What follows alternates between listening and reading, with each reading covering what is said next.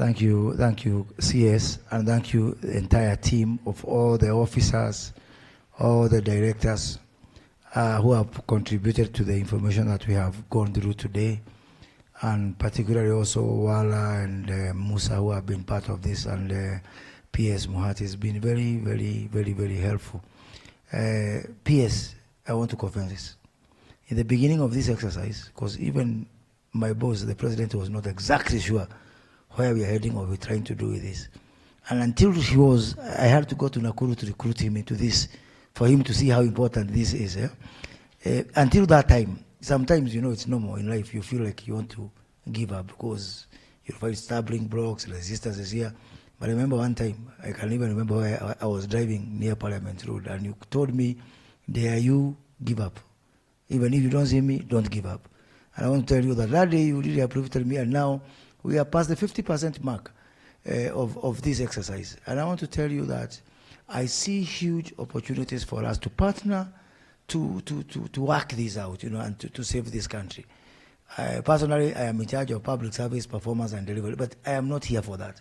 I'm here because I believe that all of us need to do something to save this economy. Hata ukinipeleka kwa FGM, you will still see me in your level talking about the economy, because I believe that it is the only thing we have to do. You recall, CS, we were with you in the economic think tank. You remember the meeting we had in the office of the then president-elect in Karen, actually even before the determination of the case at the Supreme Court. And we met for 14 hours, from morning to around midnight. And we looked at, I think Kuria Tani came, and some of the people who are here came, the Musa Kiraji, you were there. And we looked at the issues. So why I'm saying this, when people look at the issues we are grappling with, I want to assure you, I was not a minister, he was not a minister, we were just thinkers. Nothing that is happening today for us is accidental. Everything. If it is our programs, they are there in the plan. We develop them in the plan. If it is a difficult decision, that is the day we decided no more subsidies. Tukaondoa, hatujachukua serikali, even we don't even know whether we will win in the Supreme Court.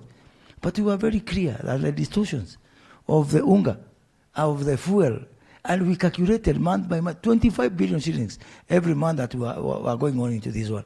Now, I think you've gone further than that team on the issue of the currency. But the point I'm trying to make, and especially for our communicators, nothing, all those things people are accusing us, for us, we know what we are doing. It is deliberate. Nothing was born yesterday. There is no afterthought of policy. It is something which even before we were sworn in, we knew this is a difficult decision, that's a difficult decision. We are going to subsidize production. We are not going to subsidize consumption. We are going to let the shilling, you know, float freely.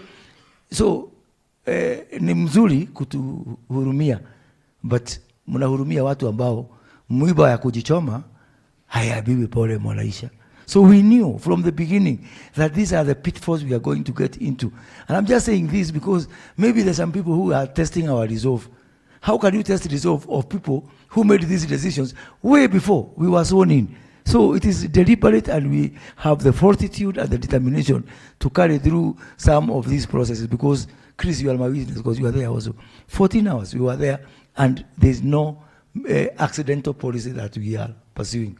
So, CS, I want to thank you. I have been fighting your battles when you're not there, in terms of, I have been allowed Treasury, you know, I was there with Uhuru as an advisor. I remember my Casmo room there in the corner of the 13th floor. As someone who has been through these processes, I have never seen, and I want to say this to everybody, I've never seen more prudent management of our Treasury that they have there. And I can say that to the rooftops, and I think I've said that publicly.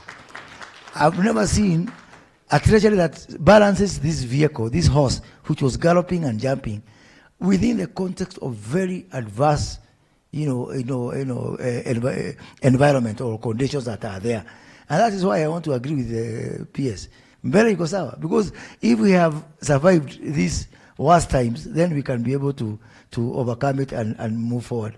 I wanted to pledge to you the three things, CS and PS. One, on the issue of revenue maximization, we will work together across, because now we know where the opportunities are as a result of this exercise, and within the whole of government approach, we know where we are.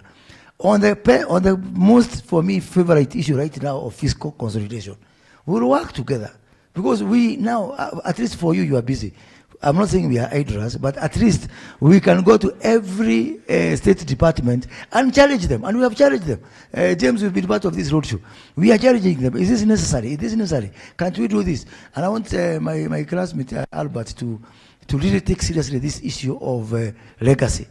So disrupt a bit, so that at least people have a chance to have a discourse and a conversation. But on the issue of fiscal consolidation, we are going to work together. Finally, on the issue of innovation, we cannot do things the same way. They said it's madness to do things the same way again and again and expect different results. So we are not, my workmate at Standard Chartered, Chris, what we are saying is, let us dare to dream. Yeah? On the issue of off-balance sheet financing, you remember we started some initiative with the asset-backed securities. I am now bringing to you this issue of tourism fund and how it can be able to sort out. Please, and for all our friends, IMF, World Bank, everything, tell them when it comes to financial innovation, this is in our national interest. Yeah, I think we need to be more hardline and more, we need to stamp our foot on the ground, because we are in a hole. We can't continue doing things the same way. And what they need to do is to understand us. Understand why we have to pay pending bills. Understand why we have to capitalize and securitize some of our revenues. Understand why this is important for us, because we are here. PS, please support us also, State Department for Performance. Support us, because from budgetary point of view, so that we can continue fighting your battles, especially among the MDAs. I have Prof has been very helpful, and I like to keep close to Professor just to mitigate my acute lack of theoretical founding, especially in economics. So it's just for mitigation, so that you can be able. But I pay back, because when it comes to cabinet, I'm the only person who can. After Professor Dongo speaks, I have now to explain to them, alikuwa anasema nini kwa cabinet. Juzi, tulikuwa cabinet, anasema, I think we are going to take a haircut. That's what I can sasa, kinyozi ko wapi hapa.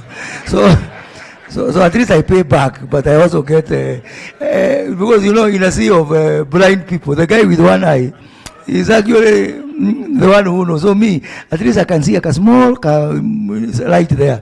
To translate it to my people who are not extremely financially literate on hot haircuts and all these things mean. So I think it's a good partnership. I look forward to working with you and all of you as we grow this country. Thank you.